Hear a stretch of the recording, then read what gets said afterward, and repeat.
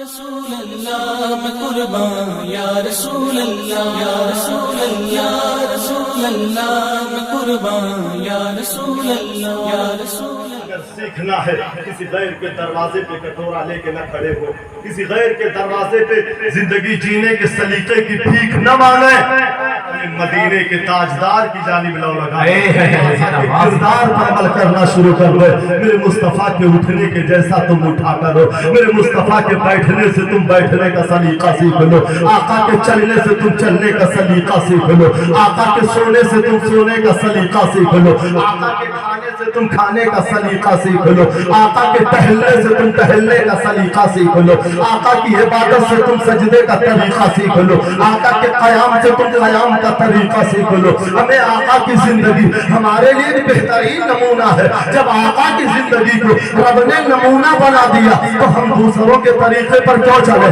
آقا کے طریقے پر نہیں چلتے۔ ہمیں آقا کے طریقے سے تم بیٹھنا سیکھو، آقا جیسے بیٹھا کرتے تھے تم بھی ویسے بیٹھا کرو، آقا جیسے اٹھا کرتے تھے تم بھی ویسے اٹھا کرو، آقا جیسے چلا کرتے تھے تم بھی ویسے چلا کرو، آقا جیسے سویا کرتے تھے تم بھی ویسے سویا کرو، آقا جیسے کھایا کرتے تھے تم بھی ویسے کھایا کرو، آقا جیسے عبادت کرتے تھے تم بھی ویسی عبادت کیا کرو، آقا جیسی محبت کرتے تھے تم بھی آپس میں ایک دوسرے سے ویسی محبت کیا کرو، آقا جیسے رہا کرتے تھے تم بھی ویسے رہا کرو۔ اگر آقا کے طریقے پر اپنے آقا کے طریقے پر اپنی زندگی کو گزارو گے ہمیں زمین پر بھی کامیاب رہو گے، اور جب زمین میں جاؤ گے تو زمین میں بھی کامیاب رہو گے، اور جب زمین سے اٹھائے جاؤ گے تو حشر کے میدان میں بھی کامیاب رہو گے، اور جب 3 منزلیں یہ کامیابی کی گزر جائے گی تو چوتھا مقام تمہیں جنت کا عطا۔ غیر کے دروازے پہ جینے کا سلیقہ مت مان۔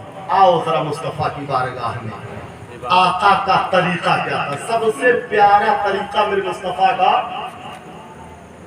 آپ اپنے غلاموں سے سلام کرتے۔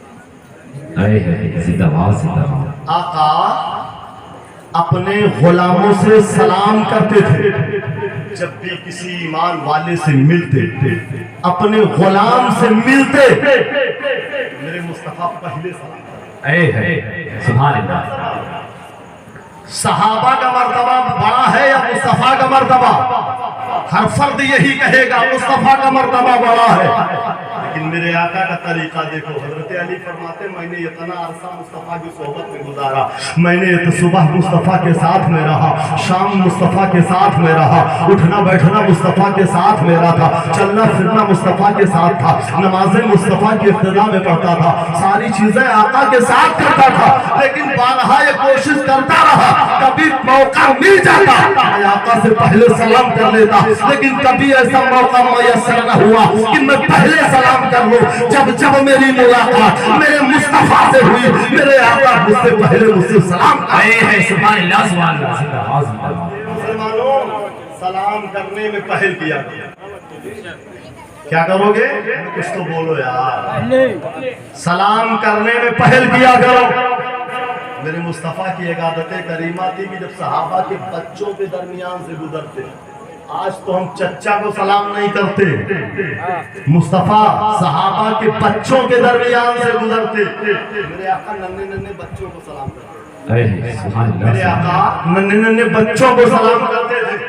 آؤ ذرا سلام کی بات آئی تو سلام کا ایک فائدہ میں آپ کو بتاؤں۔ سلام کا فائدہ سنو گے؟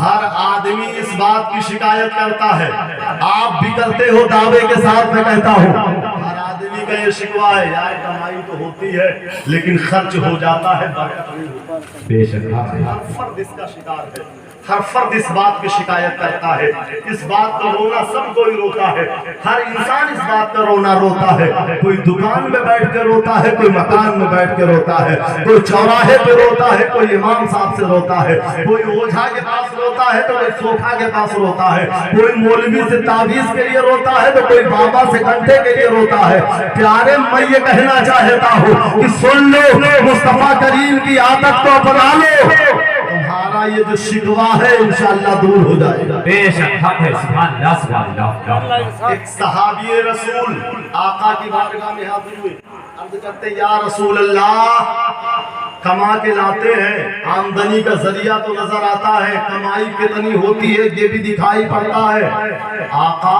کما کے لاتے ہیں لیکن خرچ کے راستے نہیں دکھتے، خرچ ہو جاتا ہے، میری کمائی میں برکت نہیں ہوتی۔ کوئی طریقہ بتا دیں کہ میری کمائی میں برکت ہو۔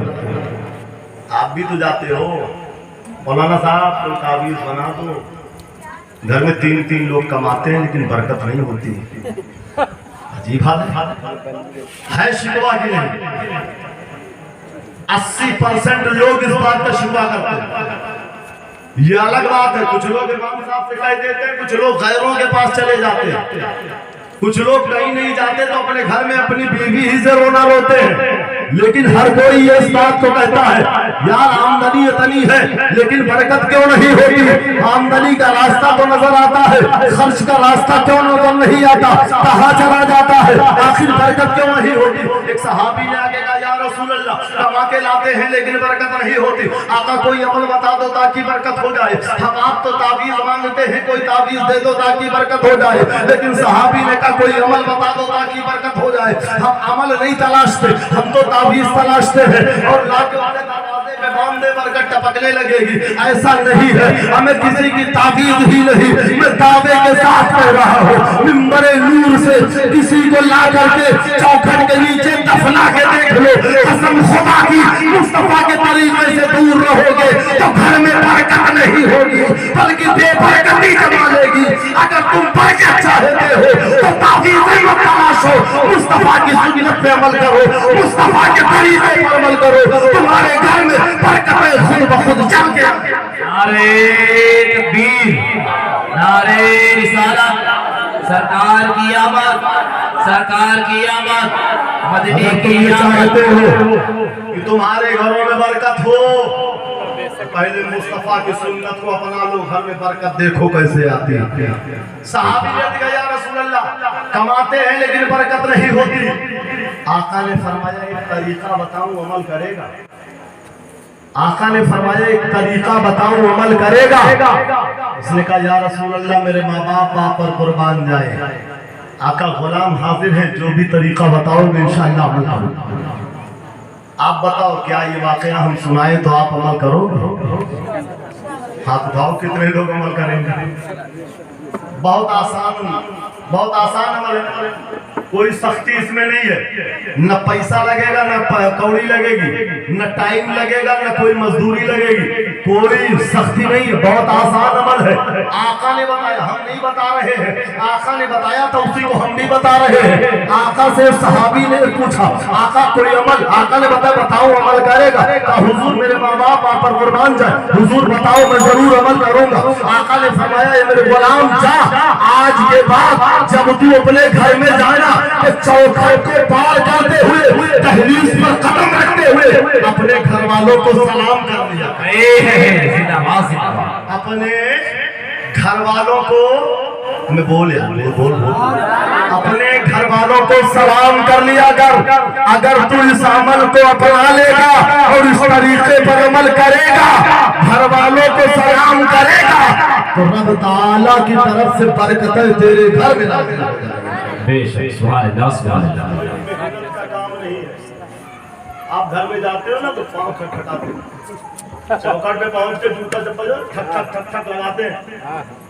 جب ان سے پوچھا جائے ایسا کیوں کرتے ہیں، ایک مثال دیتے ہیں، اس لیے کہ گھر میں بہویں ہیں، گھر میں بیٹیاں ہیں، گھر میں عورتیں ہیں، کھٹکھٹاتے اس لیے ہیں تاکہ جان جائیں ابا حضور آ گئے، اس لیے کھٹکھٹاتے ہیں تاکہ جان جائیں ابا حضور آ گئے۔ یہی سچائی ہے، اس لیے کھٹکھٹایا جاتا ہے۔ کچھ لوگ یہ ایسے ہیں جن کو مرض نہیں پھر بھی کھانسنے کے مرض کو، کھانسی کے مرض کو بلاتے ہیں، مریض نہیں ہے پھر بھی کھانستے ہوئے گھر کے اندر جاتے ہیں، بغیر مرض کے مریض بن رہے ہیں۔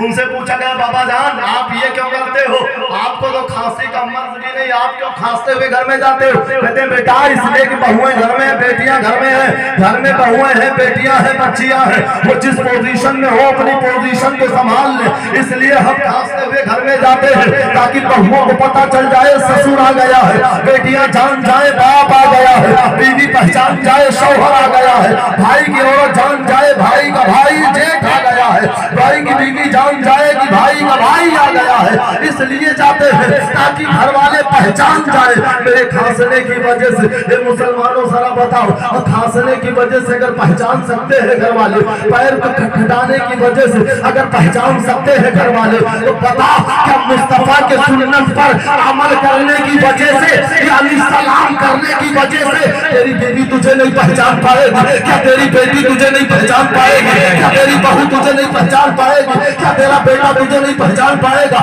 کیا تیرے گھر کی عورتیں تجھے نہیں پہچان پائے گی؟ ارے بے مرض کے مریض نہ بن, بغیر مطلب کے پاؤں کو مت کھٹکھٹا, مصطفیٰ کے سنت پہ عمل کر, سلام کرتا ہوا گھر کے اندر جایا کر. جب تو سلام کرتا جائے گا تو اپنے گھر والوں کو سلامتی کی دعا دے گا. اگر تیری دعا رب نے قبول کر لیا تو تیرے گھر والوں کو سلامتی مل جائے گی, اور اگر انہوں نے پلٹ کر کے وعلیکم السلام کہہ دیا اور تیرے گھر والوں کی دعا رب نے قبول کر لیا تو تجھے سلامتی کا پیغام مل جائے گا. دعا دے کے جایا کر تاکہ دعا ملے, دعا دے کے جائے گا تو پلٹ کے دعائیں ملیں گی. اگر دعا دے کے جائے گا تو گھر والے پہچان ملیں گے, ساتھ میں گھر میں رحمتوں کا نزول. زندہ باد زندہ باد, سبحان اللہ سبحان اللہ. دعا دے کے جایا کوئی غلط بات تو نہیں کام ہے. سلام کر کے گھر میں جاؤ گے تو کوئی غلط طریقہ تو نہیں ہے, اچھا طریقہ ہے. اچھا ایک چیز اور بتاؤ, آدم بہت بڑے 30 مار کھا بنتے ہیں, سینہ پھلا کے گھومتے ہیں ہم سلام کریں, ہم سلام کریں. ننے ننے بچوں کو ہم سلام کریں, اپنی بیٹی کو ہم سلام کریں, ہمیں وہ بیوی ہے گھر میں رہتی ہم سلام کریں. ابھی تو ہوتا کون ہے؟ نبیوں کے رسول نے اپنے گھر والوں کو سلام کیا. مصطفیٰ کریم نے گھر والوں کو سلام کیا ہے. میرے آقا جب اپنی دہلیز پہ قدم رکھتے تھے تو امی خدیجۃ الکبریٰ سے سلام کیا کرتے تھے. میرے مصطفیٰ جب اپنی بیٹی فاطمہ کے گھر جاتے تھے تو خود میرے مصطفیٰ اپنی بیٹی سے سلام کرتے تھے. میرے مصطفیٰ اپنے داماد علی سے ملاقات کرتے تھے تو میرے مصطفیٰ خود اپنے داماد علی سے سلام کرتے تھے. ارے پیارے, بیوی کو سلام کرنا یہ تو مصطفیٰ کی سنت ہے, بیٹی کو سلام کرنا یہ تو مصطفیٰ کی سنت ہے, داماد کو سلام کرنا یہ تو مصطفیٰ کی سنت ہے, اپنے بچوں کو سلام کرنا میرے مصطفیٰ کی سنت ہے. سبحان اللہ سبحان اللہ. بے شک بیٹوں کو سلام کرنا یہ میرے مصطفیٰ کی سنت. پتا تو اپنائے گا یا نہیں؟ اگر اپنا لے گا مصطفیٰ کی سنت بھی ادا ہوگی, اور ساتھ میں اگر تو نے یہ کہہ دیا گھر والوں کو, مثال کے طور پہ ہم اپنے بچے کے سے کتنا پیار کرتے بتائیں. میرا بچہ اگر میرے کھاتے ہوئے پلیٹ میں آ کے کہہ دے ابا یہ نوالا مجھے چاہیے, اگر منہ کے قریب آ بھی گیا ہے تو اٹھا کے اس کے منہ میں رکھیں گے. میں سے مراد ہم سب کی یہ پوزیشن ہے. ہر کوئی اپنے بیٹے سے پیار کرتا ہے. بیٹے کی طبیعت ابھی خراب ہو جائے, رات کے 12 بجے چاہے گھر کے گہنے بیچ کے علاج کروانا پڑے, ہم اپنے بیٹے کے لیے گھر کے گہنے قربان کر دیں گے, اپنی بھوک قربان کر دیں گے. کئی دن کھانا نہ ملے لیکن بچے کو گود میں لے کے ڈاکٹروں کے یہاں بھاگتے رہیں گے تاکہ یہ میرے بچے کو کہیں نہ کہیں سے شفا مل جائے. ہم اس وقت کھانے کی پرواہ نہیں کریں گے, پیسے کی پرواہ نہیں کریں گے, ہم اس وقت گھر دوار کی پرواہ نہیں کریں گے, کھیتیاں برباد ہو جائیں اس کی پرواہ نہیں کریں گے. صرف پرواہ رہے گی تو یہ رہے گی کسی طرح سے میرا بیٹا صحت یاب ہو جائے, کسی طرح سے میرا بیٹا اچھا ہو جائے. اے مسلمانوں, جب تم کہو گے السلام علیکم, بچہ گھر کے اندر رہے گا, اس سے تم کہو گے السلام علیکم, مطلب یہ کہ اللہ تعالیٰ کی طرف سے بیٹا تم پر سلامتی ہو. آپ جس سلامتی کے لیے در در بھاگ رہے ہو وہی سلامتی کی دعا اپنے آنگن میں بیٹے کو دے رہے ہو, اور بننے سے بیٹے ہم گنہگار ہیں منظور ہے, ہم پاپی ہیں منظور ہے, ہم مجرم ہیں یہ منظور ہے, ہم خطاکار ہیں یہ منظور ہے, ہم گنہگار ہیں یہ ہم بھی جانتے ہیں, سب جانتے ہیں, لیکن رب بھی جانتا ہے. لیکن میرا سا بچہ ہے نا وہ گنہگار نہیں ہے, میرا ننھا سا بچہ ہے نا وہ پاپی نہیں ہے, میرا ننھا سا بچہ ہے نا وہ خطاکار نہیں ہے, میرا ننھا سا بچہ ہے نا وہ شعار نہیں ہے, ابھی وہ بچہ ہے. اور جب وہ بچہ ہے آپ نے کہا السلام علیکم, اس نے بھی تتلی آواز میں کہہ دیا وعلیکم السلام, یعنی آپ نے کہا اللہ کی طرف سے آپ پر سلامتی ہو. اس نے کہا ابا حضور اللہ کی طرف سے آپ پر بھی سلامتی ہو. اگر تیری دعا قبول ہوئی تو بیٹا سلامت ہو جائے گا, اگر اس کی دعا قبول ہوئی تو تجھے سلامتی کا پیغام. سبحان اللہ سبحان اللہ. بے شک ए मुसलमानों, सलाम करने में कोई हर्ज नहीं, इसलिए पांव खटखटाना छोड़ो, खांसना खखारना छोड़ो, आवाज लगा के घर में जाना छोड़ो, सलाम करके घर में जाया करो। बेशक एक सहाबी ने उसी मजमे में, जहां उस सहाबी ने सवाल किया, आका बरकत का कोई वजीफा, मेरे आका ने फरमाया सलाम करके जाया।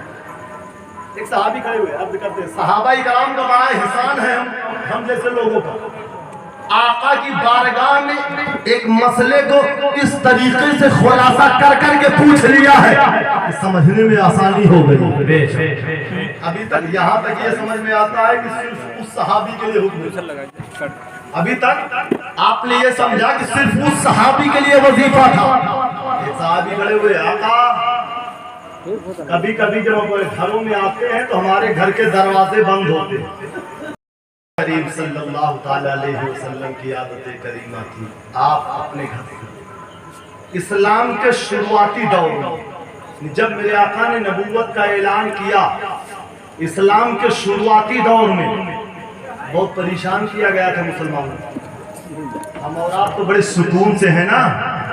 हजरत सिद्दीक़ अकबर को मक्के के काफिरों ने कई बार जमीन पे पटक पटक के मारा था। हजरत उस्मान गनी भी मारे गए हैं।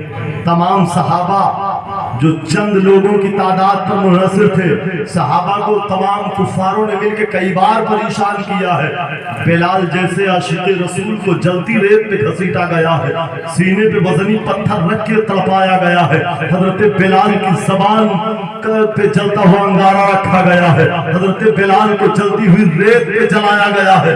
लेकिन इश्क़ रसूल था जो सीने में बस चुका था। बिलाल ने कहा था, तुम मेरी ज़बान काट करके सिर्फ ज़बान से मुस्तफा का नाम नहीं लेने दोगे, लेकिन जो दिल सीने में मौजूद है उस दिल से मोहब्बत रसूल को नहीं निकाल पाओगे। ये अली का, ये बिलाल का जिस्म है, अगर इस जिस्म की तुम बोटी बोटी कर डालो और एक एक बोटी को अलग रख के पूछो, ये बिलाल के जिस्म के टुकड़े बता तू किसकी शहदाई है, तो मेरे जिस्म का हर हर टुकड़ा यही कहेगा, अशहदु अल्ला इलाहा इल्लल्लाह व अशहदु अन्न मुहम्मदन अब्दुहु व रसूलुहु। मेरे जिस्म का हर हर टुकड़ा मुस्तफा की गुलामी की गवाही देता है। बेशक सुभान अल्लाह, जिंदाबाद जिंदाबाद। आओ जरा सुनो, आका करीम सल्लल्लाहु अलैहि वसल्लम की सीरत क्या है। आका ने कितनी साल की उम्र में नबूवत का ऐलान किया? बोलो ना यार, आप भी तो मुसलमान हो। आप दूसरों का इतिहास तो बहुत जानते हो, फलाने कब पैदा हुए, फलाने देवता कब पैदा हुए, फलाने कब पैदा हुए, फला कब पैदा हुए, कितने साल वनवास रहे, कहाँ गए, क्या किए, ये इतिहास तो खूब जानते हो। जरा अपना भी इतिहास जानो, सुभान अल्लाह, अपना भी इतिहास याद करो। आका ने कितनी साल के बाद नबूवत का ऐलान किया? मेरे जुमलों पे गौर करना। आका ने कितनी साल के बाद नबूवत का ऐलान किया? तो 40 साल की उम्र पाक में मुस्तफा ने नबूवत का ऐलान किया। कितने साल? 40 साल। याद कर लो, जनरल नॉलेज है। मुस्तफा ने कितने साल के बाद अपनी नबूवत का ऐलान किया? 40 साल। अब जरा गौर करो, नबूवत पाना और है, नबूवत का ऐलान करना और है। इसी एक जुमले को पा करके चकरालगी है ना, कुछ लोग हैं जो चंद किताबें पढ़ करके अल्लाह जाने अकल कहाँ रख के आते हैं। वो 40 साल के बाद, मेरे 40 साल की उम्र में मेरे मुस्तफा ने नबूवत का ऐलान किया, और वो शोर मचाते हैं कि 40 साल की उम्र में मुस्तफा को नबूवत मिली। हमें मिलना और है, ऐलान करना और है। कोई चीज कब मिले पाने वाला जाने या देने वाला जाने, जब ऐलान करेगा तो जमाना जानेगा। पाना और है, ऐलान करना और है। आका को नबूवत तब मिल गई थी जब आदम मिट्टी और पानी की मंजिल पर तय कर रहे थे। आका को नबूवत उससे पहले भी मिल गई थी, रब ने आका को नबी बना दिया था। लेकिन 40 साल के बाद मेरे मुस्तफा ने अपनी 40 साल जिंदगी गुजारने के बाद मेरे मुस्तफा ने नबूवत का ऐलान किया। अब जब नबूवत का ऐलान 40 साल की उम्र में किया, तो ये 40 साल मेरे मुस्तफा ने कैसे गुजारे? आओ जरा उन 40 सालों के कुछ पहलुओं पे नजर डाले। आका करीम ने अपने 40 साल जिंदगी में में पहले अरब के लोगों को अपनी सच्चाई का लोहा मनवाया था और बताया कि ये लोगों मुझे देखो मैं सच बोलता हूँ या नहीं। 40 साल लगातार मेरे मुस्तफा अरब वालों के दरमियान में रहे और उनके दरमियान में रह के सच बोलते रहे। उनके दरमियान में रह करके मेरे मुस्तफा एक दूसरे से मोहब्बत करने का तरीका बताते रहे। 40 साल की उम्र तक मेरे मुस्तफा करीम ने अपनी अमानतदारी का लोहा मनवाया, अपने अमीन होने का लोहा मनवाया, अपने सादिक होने का लोहा मनवाया, वफादार होने का लोहा मनवाया, सुलह कराने वाला होने का लोहा मनवाया, सखी होने का लोहा मनवाया, शफीक होने का लोहा मनवाया, करीम होने का लोहा मनवाया। और जब ये सारे लोहे मनवा लिए तब मेरे मुस्तफा ने नबूवत का ऐलान किया। 25 साल की उम्र है मेरे आका करीम की और जब 25 साल की उम्र में मेरे मुस्तफा ने हजरत खदीजतुल कुबरा से निकाह किया था और खदीजा से जब मेरे मुस्तफा ने निकाह किया तो मक्के के काफिर औरतें, मक्के के सरदारों की औरतें, मक्के के नौजवानों की औरतें अपने शौहरों से कहती थी, ए मेरे शौहरों तुम मुझसे वैसी मोहब्बत करो जैसी मोहब्बत अब्दुल्लाह का बेटा मोहम्मद खदीजा। नारे तकबीर, नारे रिसालत, उलवाए अहले सुन्नत, नारे तकबीर, नारे रिसालत। सुभान अल्लाह, सुभान अल्लाह। आका ने खदीजा के साथ ऐसा प्यार किया, ऐसी मोहब्बत पेश किया, ऐसी इस तरीके से इतने नरम लहजे में जिंदगी गुजारी। मक्के की औरतें अपने शौहरों को कहती थी, ए मेरे सरताज तुम मुझसे वैसा बर्ताव करो जैसे अब्दुल्लाह के बेटे मोहम्मद अपनी बीवी खदीजा से प्यार करते हैं। बताओ क्या हमारा भी प्यार मिसाल बनता है? और सुनो, नौजवानों की तादाद ज्यादा है इसलिए एक बात मैं और कहना चाहता हूँ। 25 साल की उम्र पाक मेरे आका की है। आज मेरी कौम का नौजवान भी 18 से 25 साल की उम्र में प्यार कर लेता है। 18 साल माँ बाप परवरिश करते हैं लेकिन 6 महीने साल भर कॉलेज में पढ़ने को क्या मिल जाता है? प्यार का नाटक करके 18 साल की मेहनत में पानी फेर देता है और उसे प्यार का नाम दे करके अपने माँ बाप के अरमानों को पैरों तले रौंदता हुआ, अपने माँ बाप के अरमानों को कुचलता हुआ गुजर जाता है। उसे एहसास नहीं होता कि माँ बाप की रजा में रब की रजा है, माँ बाप की खुशी में रब की खुशी है। अरे प्यारे, अगर मुस्तफा का कलमा पढ़ता है तो सुन मुस्तफा की तारीफ। मेरे आका की उम्र पाक 25 साल की है, हजरत खदीजा की उम्र पाक 54 साल या 45 साल की है। इतनी उम्र हजरत खदीजा की है। 2 बार बेवा हो चुकी है हजरत खदीजा। मुस्तफा करीम जब वापस आए तिजारत से तो हजरत खदीजतुल कुबरा ने अपनी लौंडी को पैगाम दे करके भेजा, कहा जाओ मोहम्मद इब्न अब्दुल्लाह के पास चली जाओ और जा करके मोहम्मद इब्न अब्दुल्लाह से कहो कि हमारी मखदूमा रईस मक्का खदीजतुल कुबरा आपसे निकाह की ख्वाह है। ए मोहम्मद इब्न अब्दुल्लाह, क्या तुम हमारी मखदूमा से निकाह करने को तैयार? रईस मक्का थी हजरत खदीजा, गरीब गुरबा नहीं थी, सबसे बड़ी मालदार खातून थी अरब के अंदर। 2 बार बेवा हो चुकी थी। 45 साल की उम्र, आका की उम्र 25 साल का। ये मुसलमानों, मेरे आका का सबक तो देखो, मेरे आका की जिंदगी गुजारने का तरीका तो देखो। आका की जिंदगी हमारे लिए कैसे नमूना है, जरा गौर करो। उस दौर में, हमें उस दौर में भी, इस दौर में भी बेवा को मनहूस समझा जाता था। अरब की तारीफ उठाओगे तो अगर किसी का शौहर मर जाए तो उसकी बीवी को कैद में डाल दिया जाता था, सालों कैद में रख करके फिर निकाला जाता था, उसके वचन में ऊंट की रेहड़ी डाल के बाजारों में घुमाया जाता था। इस बात का ऐलान किया जाता था कि ये मनहूस है, टायल है, इसने अपने शौहर को खा लिया, इसलिए इसे जीने का कोई हक नहीं, उसे बदनाम किया जाता था। अरब का माहौल। आओ जरा हिंदुस्तान की तारीफ। उस दौर में हिंदुस्तान की तारीख ये थी कि अगर किसी के शौहर का इंतकाल हो जाता तो उसकी बीवी को, जवान शौहर का इंतकाल होता तो जवान बीवी को मुर्दा शौहर की लाश पर लिटा करके जिंदा बीवी को जला दिया जाता था, जिसे सती होना कहा जाता है, उसे मनहूस कहा जाता था। और ये कहा जाता था कि तुझे जीने का कोई हक नहीं, ये टायल है, इसने मेरे बेटे को खा लिया, इसने मेरे भाई को खा लिया, इसने मेरे घर को खा लिया, जीने कोई हक नहीं, इसे जला दिया जाए। नारे तकबीर, नारे तकबीर। सरकार की आमद, मदनी की आमद, मदनी की आमद, ताहा की आमद। नारे तकबीर, नारे रिसालत। उस औरत को मनहूस कहा जाता था जिसका शौहर मर जाता था। ये कहते थे डायन है, इसने बेटे को खा लिया, शौहर को खा लिया, इसे जीने का कोई हक नहीं, इसे शौहर की लाश के साथ जलाया जाए। इसी हिंदुस्तान की सरजमीन की तारीख है, उसे सती कर दिया जाता था, जिंदा जलाया जाता था मुर्दा लाश के साथ में। लेकिन जब मेरे मुस्तफा मक्के की धरती पर आए हैं तो आका के आने का अंदाज तो सुन लिया, अब आका के जीने का अंदाज सुनो। आका की उम्र 25 साल की है। हजरत खदीजा से जो निकाह करने का पैगाम मेरे मुस्तफा की बारगाह में नफीसा लेकर के आई तो नफीसा ने कहा था, ए मोहम्मद इब्न अब्दुल्लाह, क्योंकि अभी मेरे आका ने नबूवत का ऐलान नहीं किया था तो लोग आपको या रसूल अल्लाह नहीं कहते थे, या नबी अल्लाह नहीं कहते थे, सिर्फ मोहम्मद इब्न अब्दुल्लाह कहते थे, यानी अब्दुल्लाह के बेटे मोहम्मद कह के पुकारते थे। तो उसने कहा, हे मोहम्मद इब्न अब्दुल्लाह, हमारी मखदूमा खदीजतुल कुबरा ने आपसे निकाह लिखवाया है,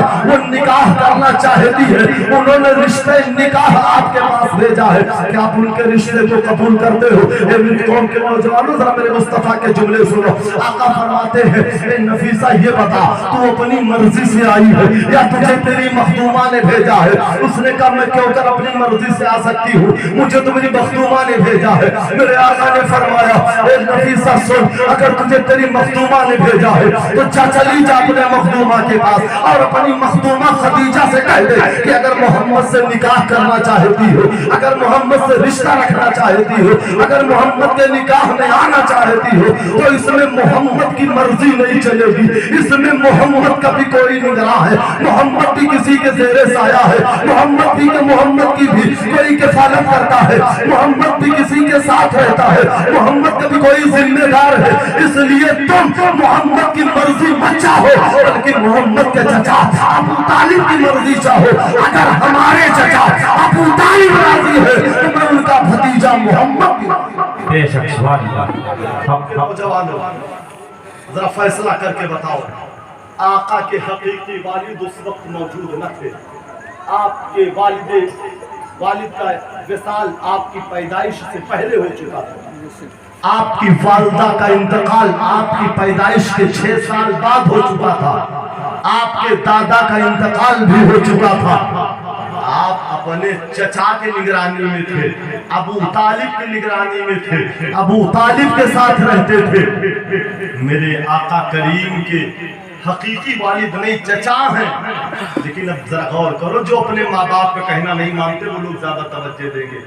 मेरे मुस्तफा करीम ने तो चचा का लिहाज किया है, हम अपने माँ बाप का लिहाज नहीं करते। मेरे आका ने कहा, ए नफीसा जा अपनी मखदूमा से कह दे अगर मोहम्मद से निकाह करना है तो मोहम्मद की मर्जी मत मालूम करे, उनके चचा अबू तालिब की मर्जी मालूम करे। अगर उनके चचा राजी हो जाएंगे तो मैं मोहम्मद भी निकाह करने के लिए तैयार।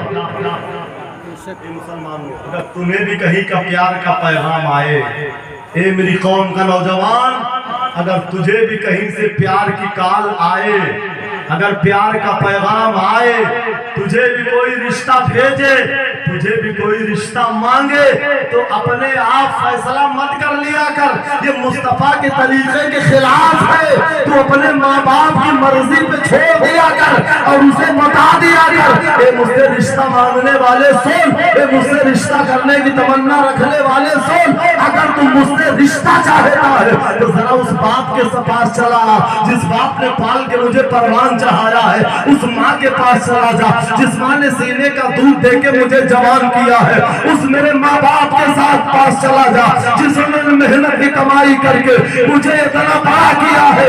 इसलिए मुझसे मोहब्बत करने वाले, मुझसे मोहब्बत करने वाली, अगर तू मुझसे प्यार करती है, रिश्ता करना चाहती है, तो आजा मेरे माँ बाप से पूछ ले।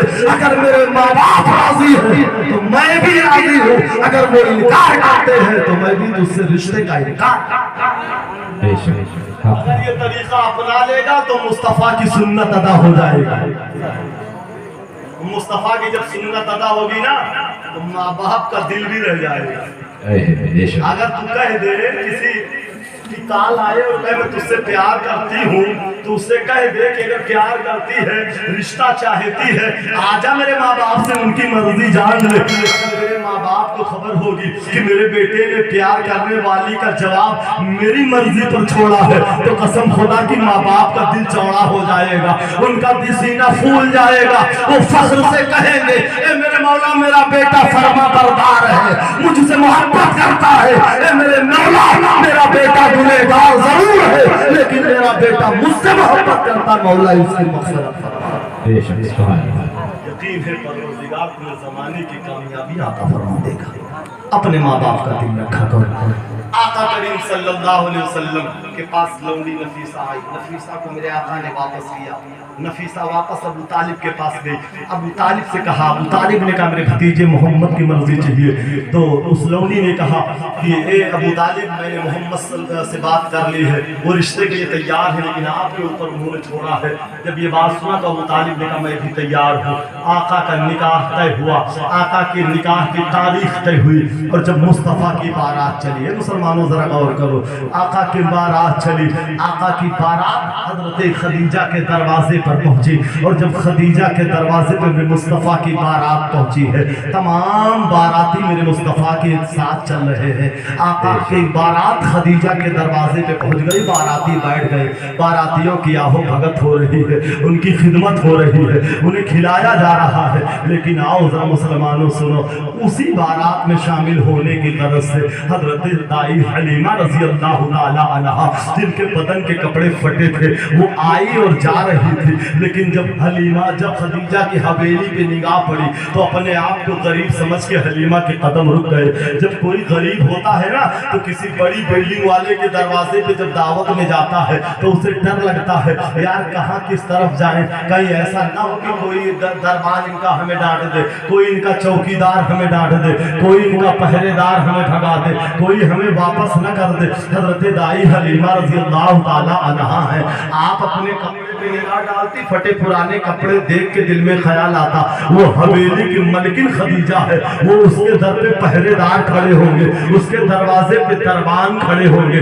उसके दरवाजे पे गुलाम खड़े होंगे। मुझ जैसी गरीब औरत को कहाँ जाने देंगे, ये सोचती तो कदम रुक जाते थे। लेकिन जब ख्याल आता अरे मेरे बेटे मोहम्मद की बारात गई है और मैं अपने उस बेटे की बारात में जा रही हूँ, जिस बेटे को कभी जरूरत होती थी तो गोद में लेके भीतर के अंधेरे में जाती थी, तो मेरा बेटा मोहम्मद मुस्कुराता था, तो मेरे घर में रोशनी फैलती थी। मैं उस बेटे के बारात में जा रही हूँ जो मेरी गोद में रहता था, तो ऐसा लगता था कि सारी कायनात मेरी गोद में बैठी है। मैं उस बेटे की बारात में जा रही हूँ जिसने बेहद मुझसे प्यार किया है और मैंने भी जिससे बेहद प्यार किया है। जब बेटे का ख्याल आता यानी आका का ख्याल आता तो हजरत हलीमा चलने लगती, और जब अपने हलीमा की हवेली, जब खदीजा की हवेली का ख्याल आता हलीमा के कदम रुक जाते।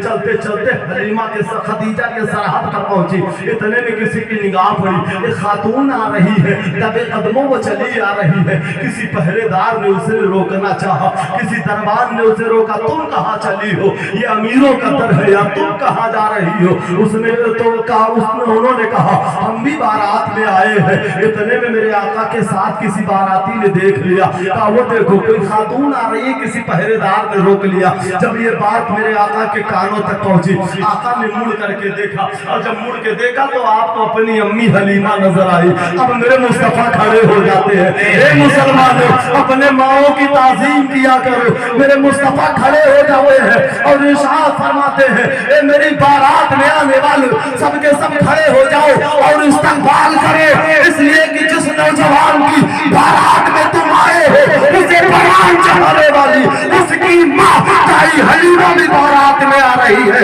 ए दरबारों, रास्ता छोड़ो, मुझे मेरी माँ से मिलने दो, मेरी माँ को मेरी बारात में आने दो। हजरत दाई हलीमा पहुंची है तो मेरे आका ने दाई हलीमा को अपने तख्ते पर बिठा करके अपनी माँ का इस्तकबाल किया था और कहा था, ए अम्मी जरा मेरे बचपन के हालात इन लोगों को। नारे तकबीर, नारे तकबीर, नारे रिसालत, नारे रिसालत, सरकार की आमद, सरकार की आमद, मदनी की आमद, नारे तकबीर, नारे रिसालत।